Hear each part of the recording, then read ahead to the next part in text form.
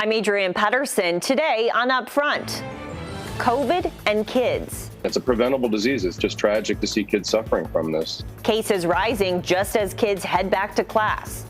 Plus, new state Republican Chairman Paul Farrow on the big 2022 races. And Democratic U.S. Senate candidate Stephen Olikara says he wants to change the business model of politics. Taking on the issues important to Wisconsin. This is Upfront with your host, Adrienne Pedersen. Hello, and thank you for joining us. Students are heading back to class as COVID cases reach higher levels around the state. The Department of Health Services says 55 counties have very high levels of case activity. The other 17 counties have high levels. About 55% of the population has now had at least one dose of the vaccine. COVID cases among children are also rising. All Wisconsin kids are back to school this week, and we're talking now with Dr. Jim Conway. He's a pediatric infectious disease physician at UW Health. So, doctor, we appreciate you being with us today. And what are you seeing in terms of the kids you are treating every day who have COVID? What is it like right now? Well, I mean, we're seeing more and more kids positive. The rates now are almost identical to what they were in January. And, kids unfortunately bear the brunt twice. You have the acute infection where they get the respiratory disease that adults and others get, and they tend to get a milder version. But the kids that have underlying health conditions, unfortunately, do end up in the hospital sometimes.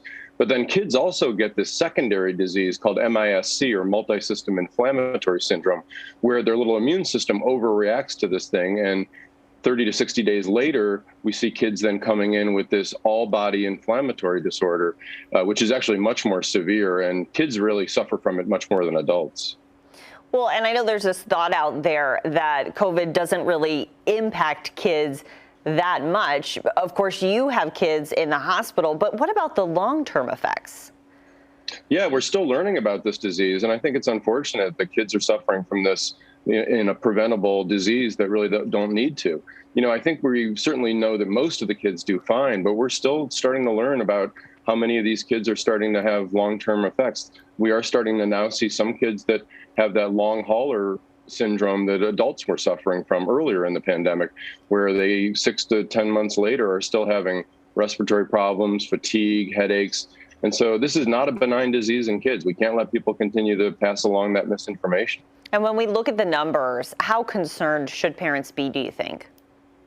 It's very troubling. I mean, this is just as bad as it was in January after the holidays. So we're seeing cases in kids that we've had 500,000 kids just in the last couple of weeks nationally that have been diagnosed, and we're seeing more and more hospitalizations across the country. And again, it's a preventable disease. It's just tragic to see kids suffering from this. And overall, we've really been learning that it doesn't seem like schools are usually a place of high transmission, except for some outbreaks.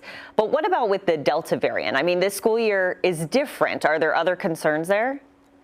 Yeah, I mean, the Delta variant is clearly more contagious than the previous versions of this. And so I think in the schools that are being very cautious and masking is in place, I think that the schools actually can function reasonably well. I think the places we're worried about are communities where there's low vaccination rates. So the houses where these kids live are often houses with people that are unvaccinated, and they run the risk of bringing it in. And then without masks, you never know who has it. And it's certainly easily transmitted from kid to kid, and then gets brought into other households. And so while schools aren't a major epicenter of actual disease itself, it's certainly a route for transmission that can then get it from household to household. And when it comes to masks, we've been seeing these heated debates going on here in Wisconsin and really all over the country, where parents are showing up to school board meetings very passionate. They say they want to advocate for their kids and that wearing a mask hurts them more than it helps them. So what is the science behind having kids wear masks? Yeah, it's really unfortunate that the whole masking idea has become politicized. I think it's very clear, and the science is very solid, that masks are largely to prevent when we have unknown infections from people transmitting to others, but they do offer some secondary benefit to the people wearing them. And again, without having high vaccination rates in communities and without having vaccines available for kids, they really are the best tool. Nobody loves them. I mean, it's not like we all think that they're a great fashion statement, and we don't certainly like the idea that kids have to do it. But if we want kids to be back in school and be able to benefit from school and the socialization and learning that happens, we have to do it in a safe way. We owe it to the kids to protect them, to keep them healthy so that they can stay in school. When do you think kids under 12 will be able to get the vaccine?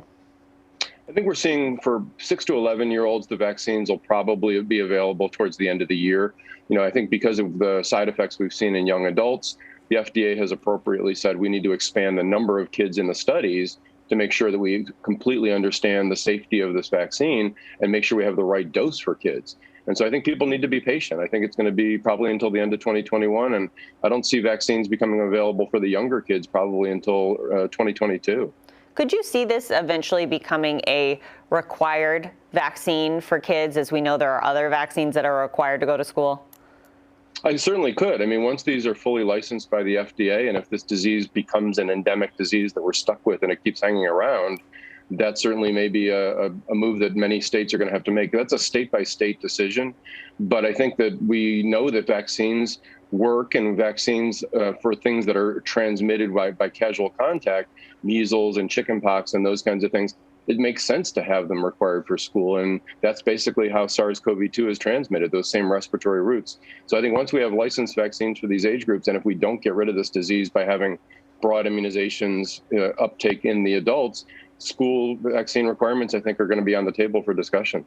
Okay, Dr. Conway, we're thinking about these kids as they head back to school. Thank you. Yeah, we'll keep our fingers crossed. Thanks for all you're doing.